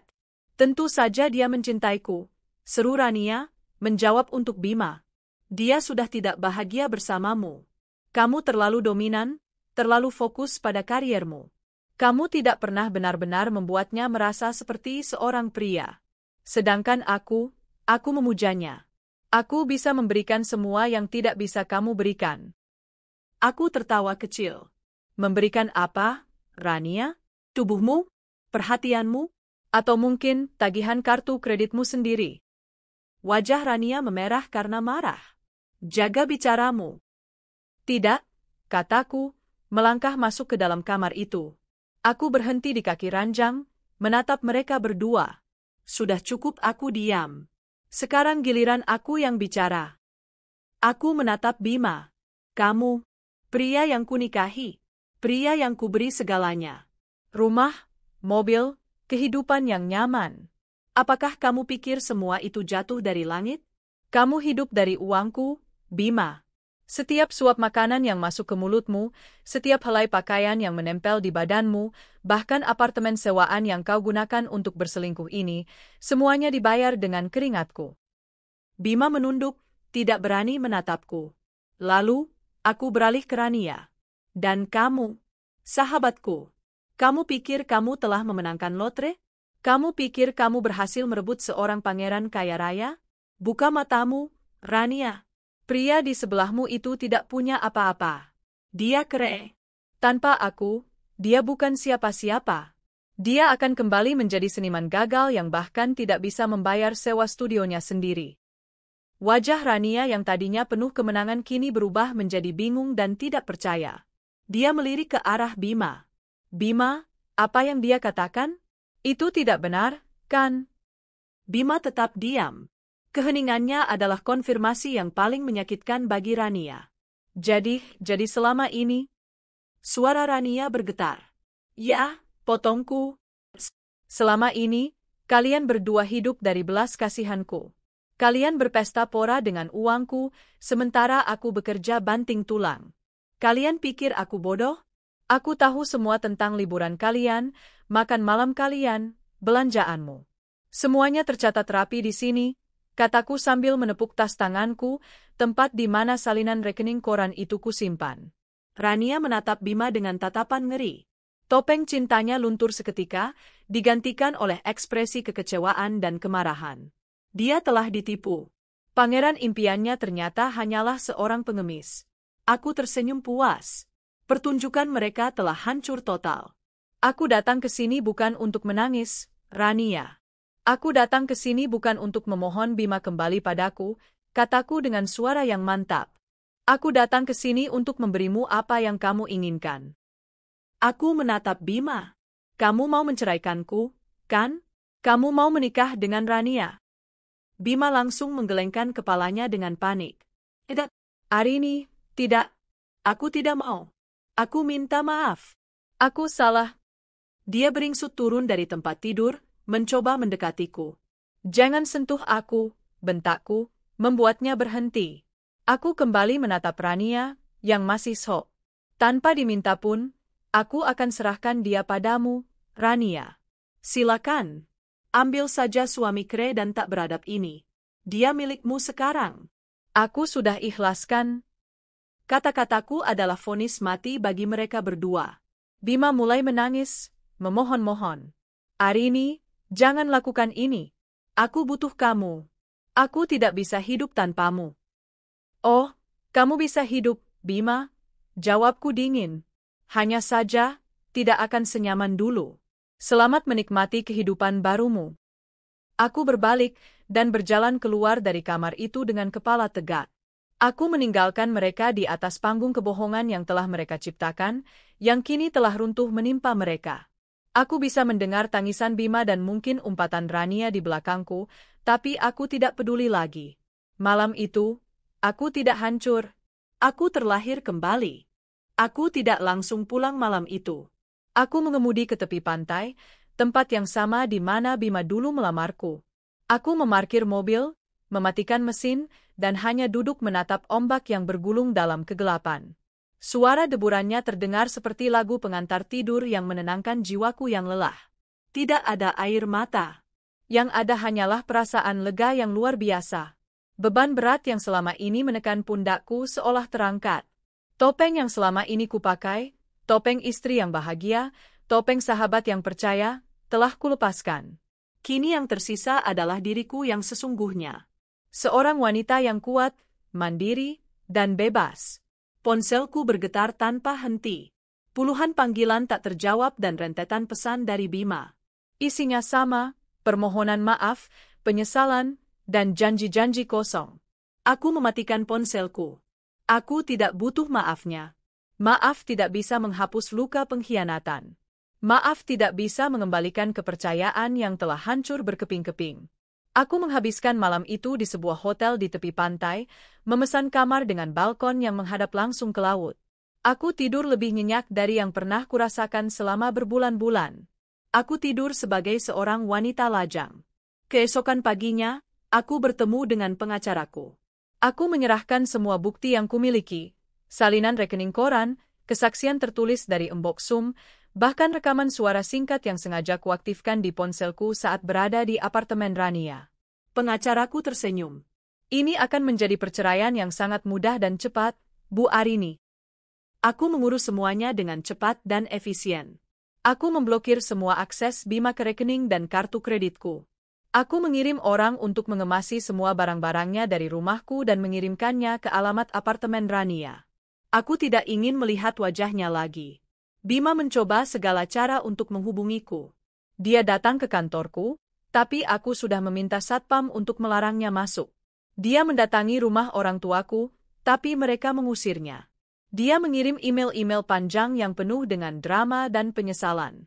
Aku tidak pernah membacanya. Aku langsung menghapusnya. Baginya, ini bukan tentang cinta, ini tentang kelangsungan hidup. Dia panik karena sumber kehidupannya telah terputus. Tiba-tiba, dia harus menghadapi dunia nyata.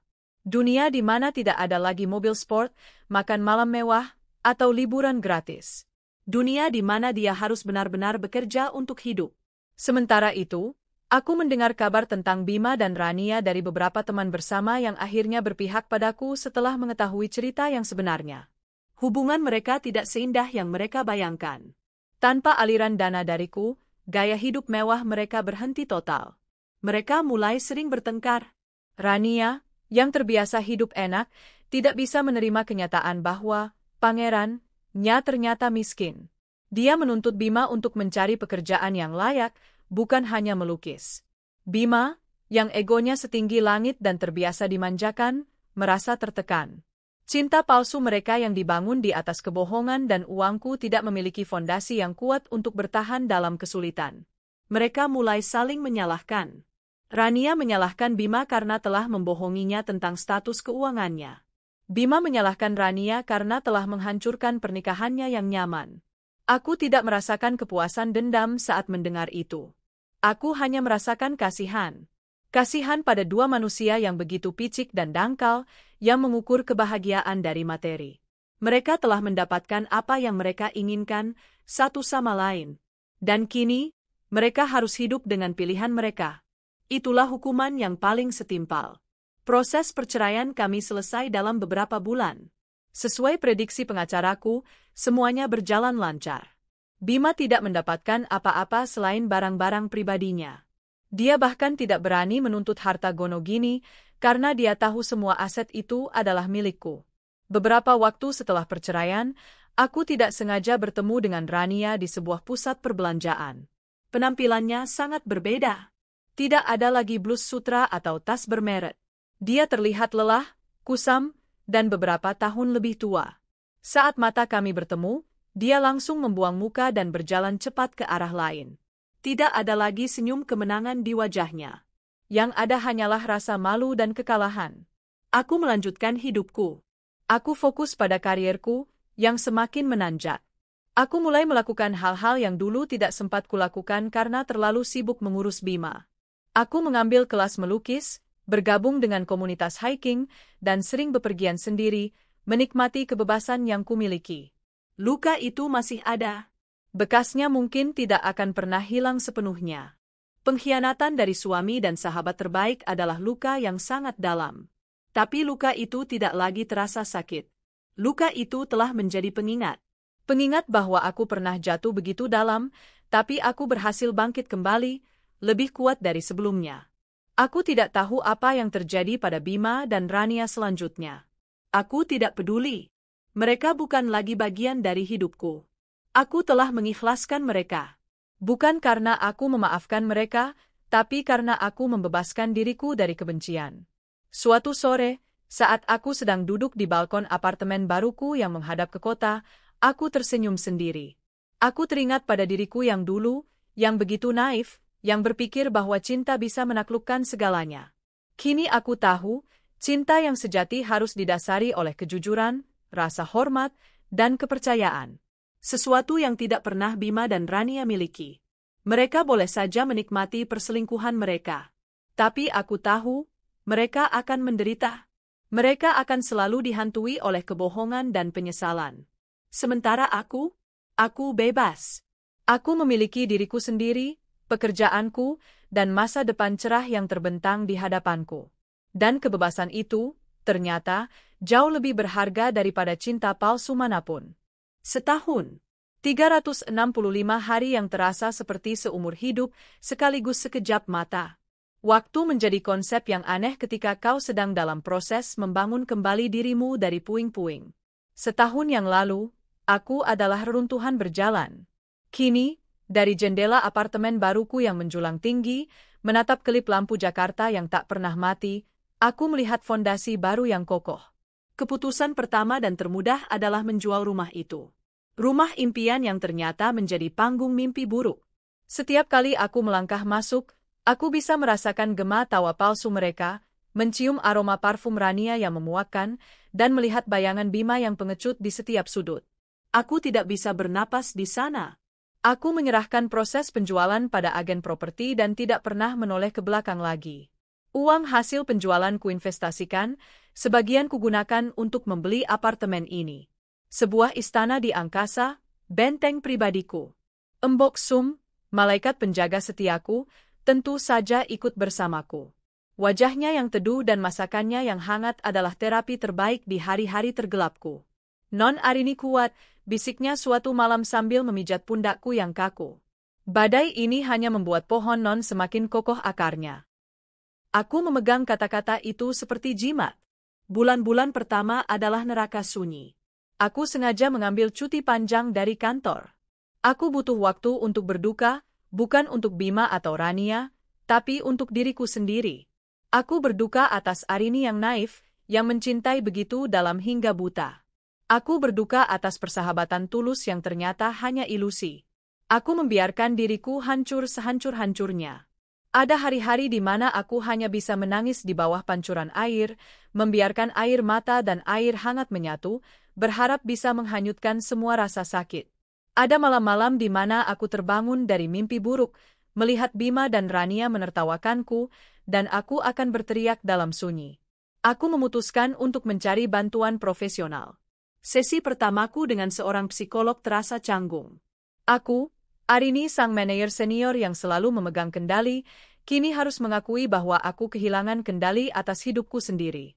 Tapi Budiana, psikologku, dengan sabar membantuku membongkar lapisan-lapisan luka. Kemarahanmu adalah perisai, Arini, katanya suatu hari.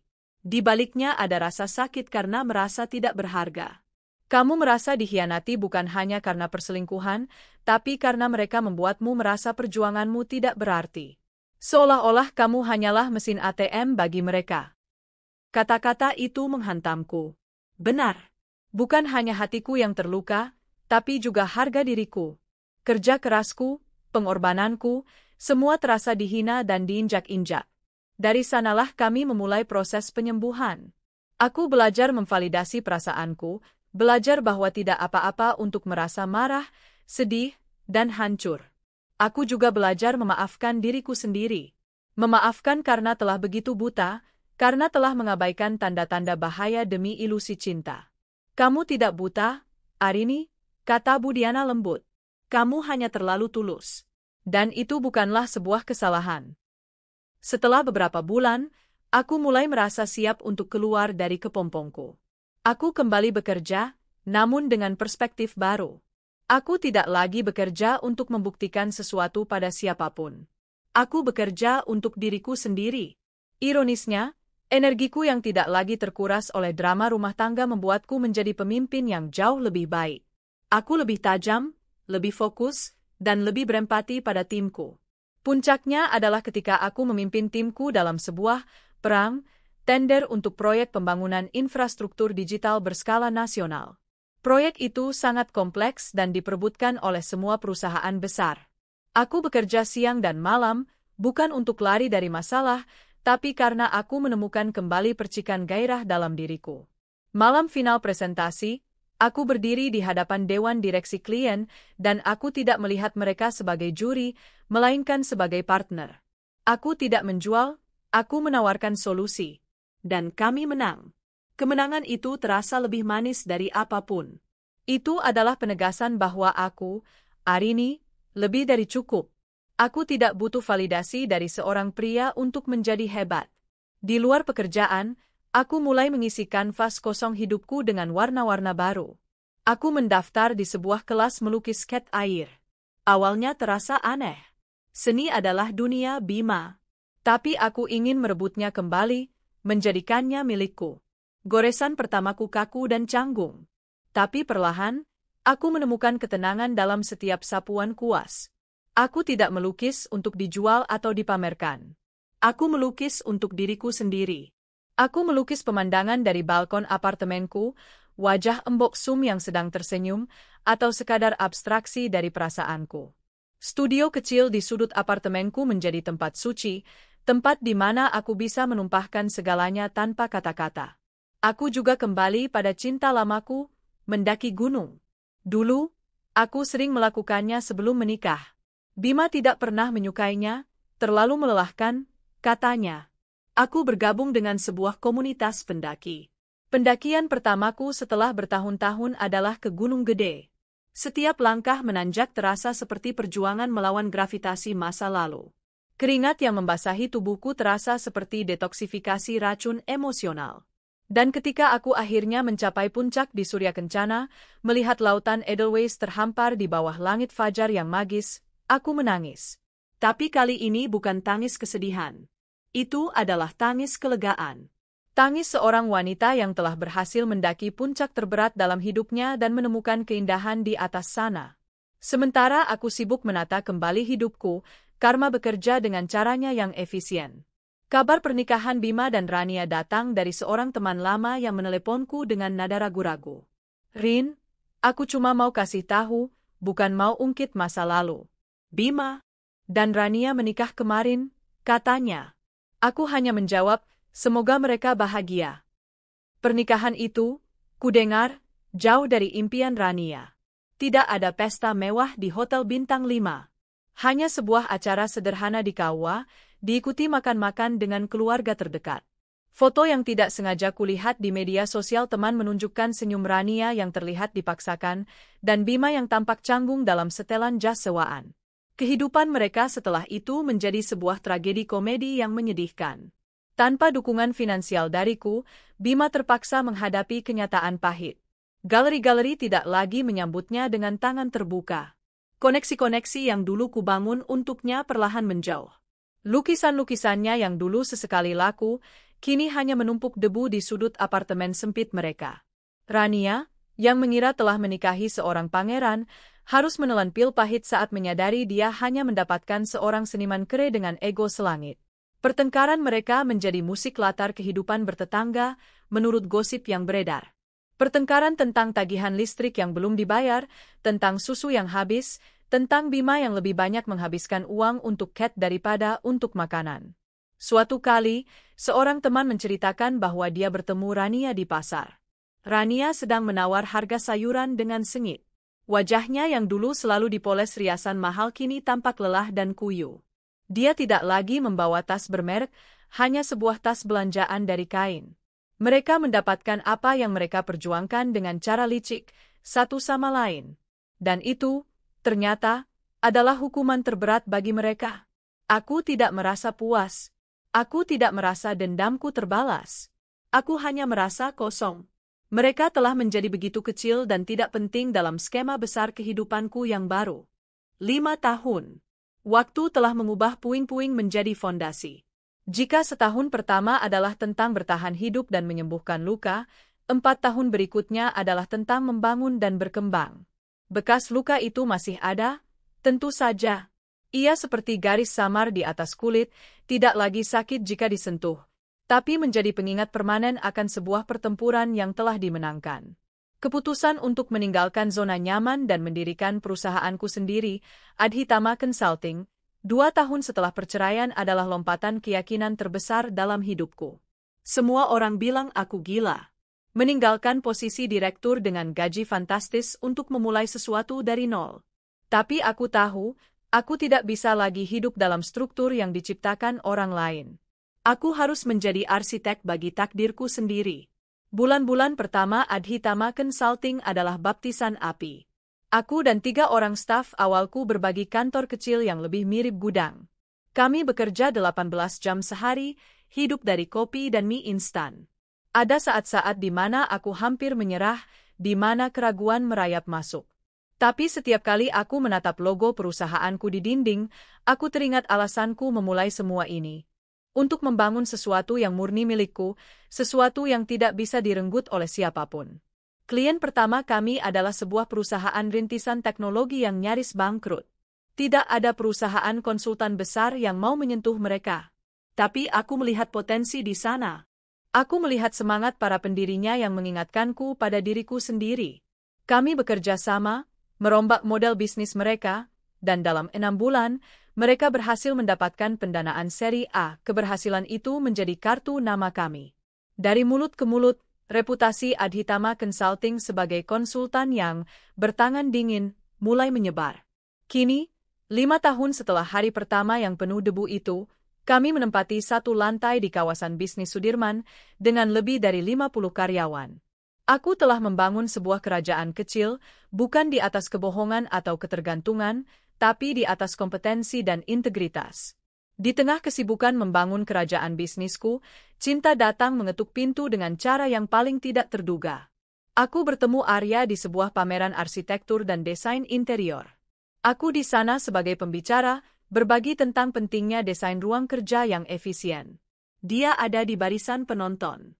Setelah sesiku selesai, dia menghampiriku, bukan untuk memuji, tapi untuk mendebat salah satu poinku dengan argumen yang cerdas dan data yang akurat. Aku yang biasanya tidak suka didebat, malah merasa tertantang dan terkesan.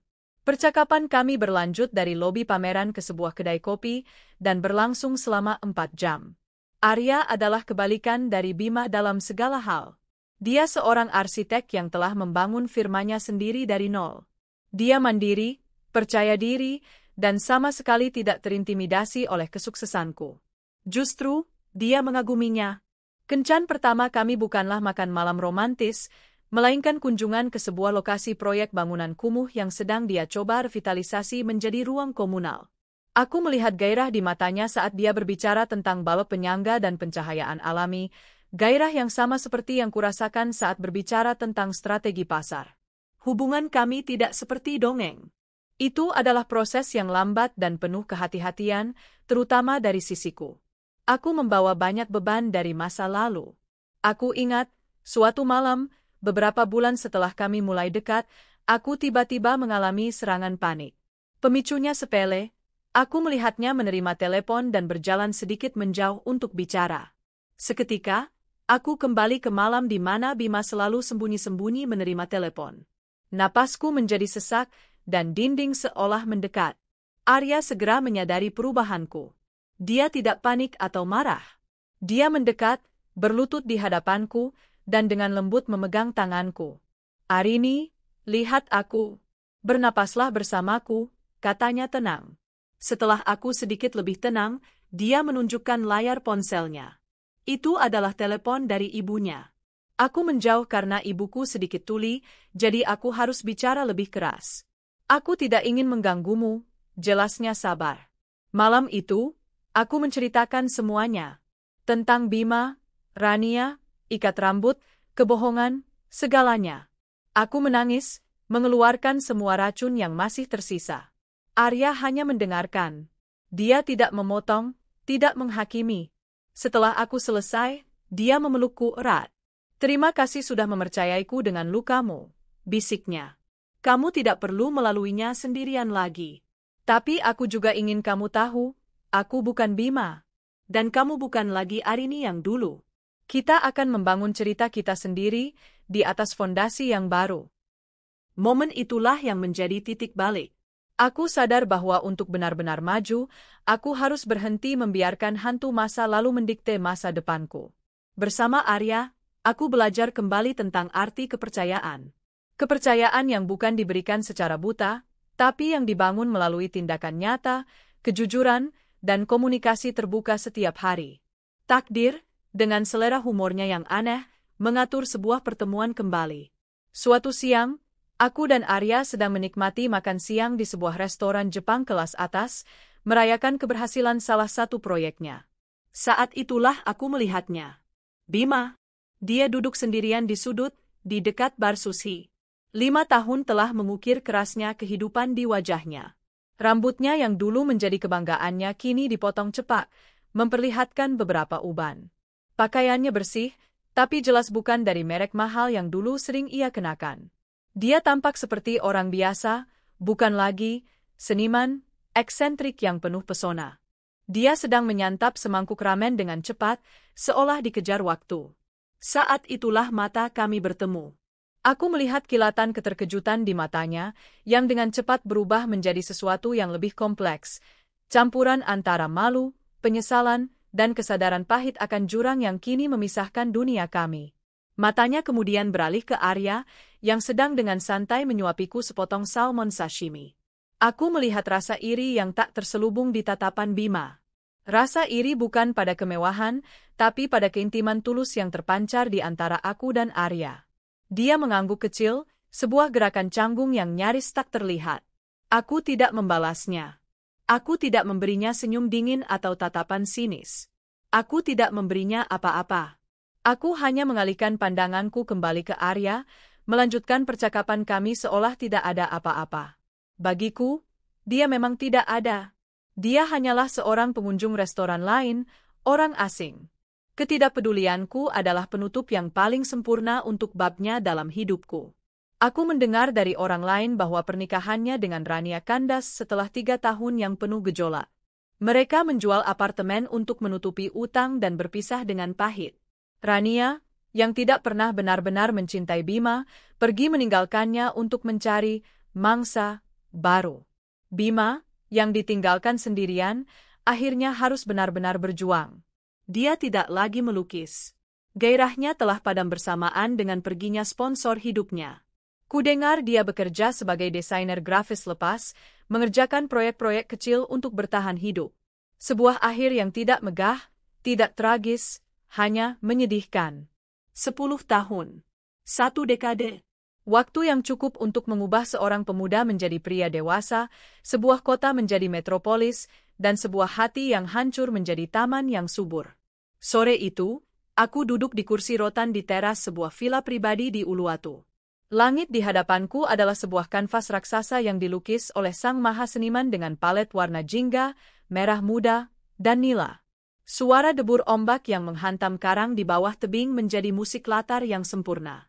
Di atas panggangan di dekat kolam renang, Arya, suamiku, sedang dengan ahli membolak-balik ikan barakuda segar. Aroma bumbu bakar yang gurih menari-nari di udara. Dia bersenandung sebuah lagu jazz lama, gerakannya santai dan penuh kebahagiaan. Di hamparan rumput hijau, dua sosok kecil berlarian dengan tawa yang renyah. Bayu dan Mentari, putra dan putri kembar kami yang berusia 4 tahun. Mereka adalah dua bintang paling terang di galaksi kehidupanku.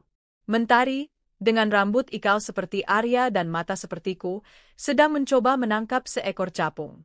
Bayu, versi mini diriku dengan senyum jenaka Arya, mengejarnya dari belakang, sesekali tersandung kakinya sendiri dan jatuh di rumput empuk, lalu bangkit lagi sambil tertawa. Melihat pemandangan ini, hatiku dipenuhi oleh rasa syukur yang begitu meluap hingga terasa sesak. Inilah kehidupan. Inilah kebahagiaan yang sesungguhnya. Bukan sesuatu yang kau tuntut atau kau dapatkan dari orang lain, tapi sesuatu yang kau bangun dengan sabar, kau rawat dengan tulus, dan kau panen buahnya di kemudian hari. Aku dan Arya menikah 8 tahun yang lalu, dalam sebuah upacara sederhana saat matahari terbenam di sebuah pantai di Lombok. Hanya kami berdua, orang tua kami, beberapa sahabat terdekat, dan Embok Sum yang menangis terharu sepanjang acara. Aku mengenakan gaun putih simpel, tanpa perhiasan berlebihan.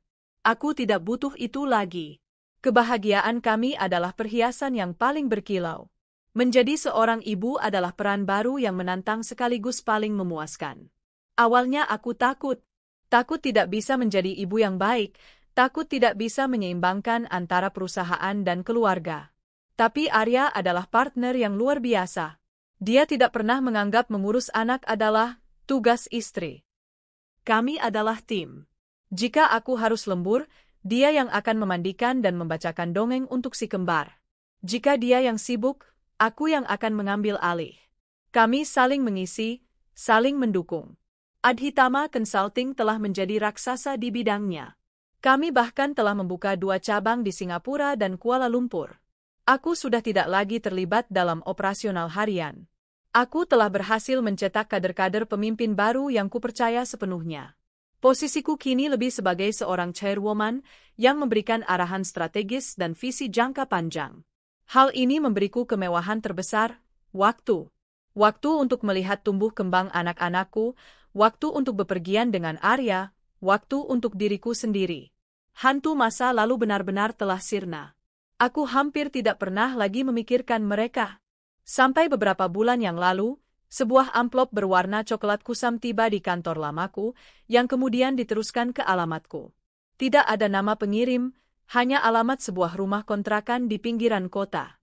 Tulisan tangannya yang khas, agak miring dan artistik, langsung ku kenali. Surat dari Bima. Aku membukanya dengan perasaan yang aneh, bukan penasaran, lebih seperti seorang arkeolog yang menemukan artefak dari peradaban yang telah lama punah. Suratnya panjang dan ditulis di atas beberapa lembar kertas HVS. Isinya bukan lagi permohonan maaf yang panik atau janji-janji kosong. Isinya adalah sebuah refleksi yang getir. Arini, aku tidak tahu apakah surat ini akan sampai padamu, atau apakah kamu akan membacanya. Aku menulis ini bukan untuk meminta pengampunanmu, karena aku tahu aku tidak pantas mendapatkannya. Aku hanya ingin kamu tahu bahwa aku akhirnya mengerti. Selama bertahun-tahun setelah kau pergi, aku menyalahkan segalanya dan semua orang. Aku menyalahkan Rania yang materialistis, menyalahkan dunia seni yang tidak adil, bahkan dalam kebodohanku yang paling dalam, aku masih sering menyalahkanmu karena terlalu mudah menyerah padaku. Tapi kesendirian dan kesulitan adalah guru yang paling jujur. Ketika aku harus bekerja 12 jam sehari sebagai desainer grafis untuk proyek-proyek kecil hanya untuk membayar sewa, ketika tidak ada lagi makan malam mewah atau liburan, aku mulai melihat kebenaran. Masalahnya bukan pada Rania, bukan pada dunia seni, dan tentu saja bukan padamu. Masalahnya ada padaku. Aku adalah seorang pria yang lemah, pengecut, dan seorang parasit. Aku dulu berpikir, aku mencintai seni lebih dari segalanya. Aku salah. Aku hanya mencintai citra sebagai seorang seniman. Aku mencintai kebebasan tanpa tanggung jawab. Kamu memberiku semua itu, dan aku mengambilnya begitu saja. Kamu adalah sponsor bagi ilusi kehebatanku. Dan ketika kamu pergi, ilusi itu hancur. Aku mencoba melukis lagi, Arini, tapi kanvasku selalu kosong. Aku sadar, sumber inspirasiku yang sesungguhnya bukanlah keindahan abstrak atau penderitaan romantis seorang seniman.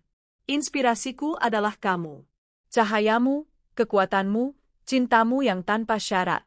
Dan ketika aku mengkhianati dan kehilanganmu, aku kehilangan jiwaku. Aku menjadi hampa. Aku dengar kamu sudah bahagia sekarang. Aku melihat fotomu di sebuah majalah bisnis. Kamu tampak luar biasa, kuat, dan bersinar. Pria di sampingmu tampak seperti pria yang baik. Aku turut bahagia untukmu, dengan ketulusan yang baru bisa kurasakan sekarang. Terima kasih telah melepaskanku dulu. Itu adalah hal terbaik yang pernah terjadi padaku, meskipun aku baru menyadarinya sekarang. Kau memaksaku untuk menghadapi diriku yang sebenarnya. Aku tidak akan mengganggumu lagi. Ini adalah yang pertama dan terakhir kalinya. Hiduplah dengan baik, Arini. Kau adalah bukti bahwa hati yang paling hancur sekalipun bisa tumbuh kembali menjadi taman yang paling indah. Bima. Aku melipat surat itu kembali. Air mata menggenang di pelupuk mataku, tapi bukan air mata kesedihan. Itu adalah air mata penutup. Sebuah bab akhirnya benar-benar berakhir. Lagi mikirin apa, Ratu Adhitama? Suara Arya membuyarkanku. Dia meletakkan sepiring ikan bakar yang mengepul di meja, lalu duduk di sampingku. Aku tersenyum, menyeka sudut mataku. Mikirin betapa beruntungnya aku. Aku yang lebih beruntung, katanya, mencium keningku. Kami duduk dalam diam, memandangi dua harta kami yang paling berharga. Bayu dan Mentari telah berhenti berlari. Mereka kini duduk berdampingan di rumput, menatap matahari terbenam dengan takjub. Aku teringat pada ikat rambut beludru hitam itu. Benda kecil yang menjadi awal dari kehancuran sekaligus awal dari kelahiranku kembali. Pengkhianatan itu adalah racun yang paling mematikan, tapi dari racun itu pula aku menemukan penawar terkuat, kekuatan diriku sendiri. Aku tidak akan mengubah apapun dari masa laluku. Setiap luka, setiap air mata, setiap malam tanpa tidur, semuanya telah menempaku menjadi wanita seperti sekarang ini. Seorang istri, seorang ibu, seorang pemimpin, dan yang terpenting, seorang Arini yang utuh dan bebas. Aku telah memanen buah dari taman kehidupanku, dan rasanya lebih manis dari apapun yang pernah kubayangkan.